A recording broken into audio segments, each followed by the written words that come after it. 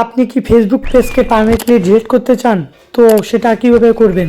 তো সেটা করার জন্য সরাসরি তোমাকে তোমার ফেসবুক প্রোফাইলে চলে যেতে হবে। তো চলে যাওয়ার পর এখানে থ্রি লাইন দেখতে পাবে, তো এখানে একটা ক্লিক করতে হবে। তো করার পর এরকম ইন্টারফেস আসবে। তো এখানে পেজেস অপশন আছে, তো চলে যাবে পেজে, তুমি যে পেজটা ডিলিট করতে চাও। তো চলে আসার পর এখানে থ্রি লাইন একটা দেখতে পারবে, ঠিক আছে? তো এটা আমি দেখা নিচ্ছি, এটা আমার পেজ, এই পেজটাকে আমি ডিলিট করতে চাই।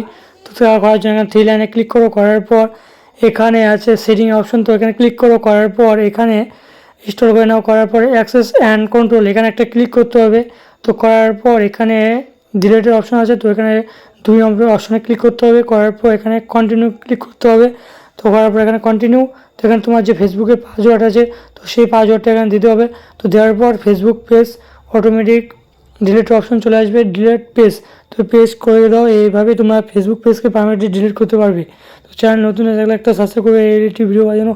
তো আজকে এই পর্যন্ত।